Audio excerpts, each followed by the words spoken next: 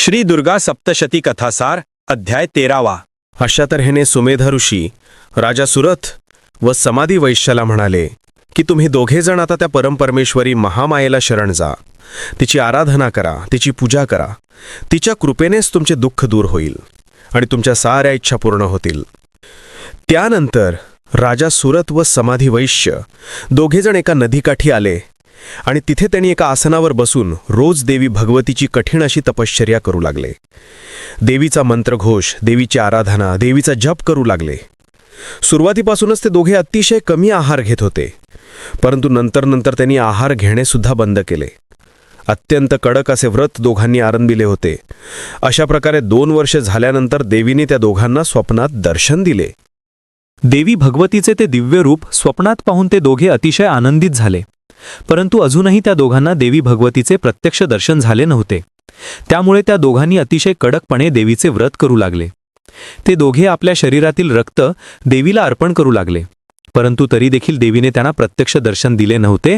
म्हणून त्या दोघांनी निराश होऊन प्राणत्याग करायचे ठरविले. त्यानंतर त्या दोघांनी स्वतःचा बळी देण्यासाठी एक यज्ञकुंड बनविले, त्यात अग्नी पेटविला आणि श्रद्धापूर्वक स्वतःच्या मांसाचा भोग देवीला देण्यास सुरुवात केली. हे सर्व करताना त्यांना अतिशय कष्ट जाणवत होते, परंतु देवीच्या दर्शनाकरिता त्यांनी अशा प्रकारे देवीला भोग देऊन प्रसन्न करून घेण्यास प्रारंभ केला. त्या दोघांच्या रक्त आणि मांसाचा भोग घेऊन देवी त्यांच्यावर अतिशय प्रसन्न झाली आणि त्यांच्यासमोर प्रकट झाली व म्हणाली, हे राजा सुरथ तसेच हे समाधी वैश्य, मी तुमच्यावर प्रसन्न आहे. तुम्हाला काही हवे असेल ते वरदान मागून घ्या, मी ते तुम्हाला नक्कीच प्रदान करीन. तेव्हा राजा सुरथ देवी अंबिकेला म्हणाला, हे जगत जननी, तुझ्या दर्शनाने आम्ही अतिशय कृतकृत्य झालो आहोत. तुला आम्ही त्रिवार वंदन करतो. असे म्हणून राजा सुरथ आणि समाधी वैश्याने त्या महामाया जगदंबिकेला वाकून नमस्कार केला. त्यानंतर राजा पुढे म्हणाला, हे देवी, माझी अशी इच्छा आहे की मला माझे राज्य पुन्हा माझ्या स्वपराक्रमाने शत्रूला युद्धात हरवून प्राप्त व्हावे आणि पुढच्या जन्मात कधीही नष्ट न होणारे राज्य मला मिळावे. हा वर तू मला दे. त्यानंतर देवी भगवती सुरथ राजाला म्हणाली, हे राजा, येत्या काही काळातच तू तुझ्या शत्रूला युद्धात हरवून आपले राज्य स्वपराक्रमाने पुन्हा मिळवशील. तुझ्या शत्रूंना तू चारी मुंड्यात चित करशील. तुझे शत्रू पराभूत होऊन तुला तुझे गेलेले राज्य परत मिळेल आणि यापुढे तुझ्या राज्यात नेहमीच सुख, समृद्धी आणि शांती नांदेल. तुझी प्रजा देखील तुझ्या नेतृत्वाखाली अतिशय आनंदित राहील आणि नेहमीच तुझा जय जयकार करतील. अशा प्रकारे हे राजा सुरथ, तू 10,000 वर्षेपर्यंत राज्य करशील. त्यानंतर तुझी आयुष्य मर्यादा संपल्यानंतर पुढचा जन्म तुला सूर्यापासून होईल आणि तू सावर्णिक म्हणू या नावाने प्रसिद्ध होशील. त्यानंतर देवी अंबिका समाधी वैश्याला म्हणाली, हे समाधी वैश्य, आता तुला काय हवे असेल ते माग. तेव्हा समाधी वैश्य भगवती देवीला म्हणाला, हे देवी, मला आता माझ्या परिवाराबद्दल आसक्ती उरली नाही.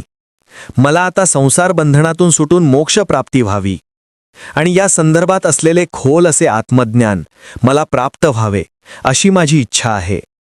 तेव्हा देवीने तथास्तु असे बोलून समाधी वैश्याची इच्छा पूर्ण होईल असा वर त्याला दिला आणि देवी अंबिका अंतर्धान पावली. अशा प्रकारे देवीचे हे अत्यंत अद्भुत असे चरित्र जो कोणी ऐकेल, कथन करेल, तो सर्वार्थाने सुखी होईल. हे देवीचे चरित्र मोक्षदायक, कीर्तिदायक आणि सुख समृद्धी देणारे आहे. श्री दुर्गा सप्तशती कथासार अध्याय 13वा समाप्त. दुर्गा सप्तशती कथासाराचे आधीचे अध्याय अपलोड केले आहे.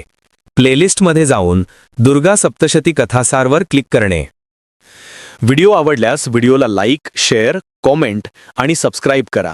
शेजारील बेल आयकॉनचे बटन प्रेस करा, म्हणजे तुम्हाला माझ्या येणाऱ्या नवीन व्हिडिओचे सर्व नोटिफिकेशन मिळेल. व्हिडिओ बघितल्याबद्दल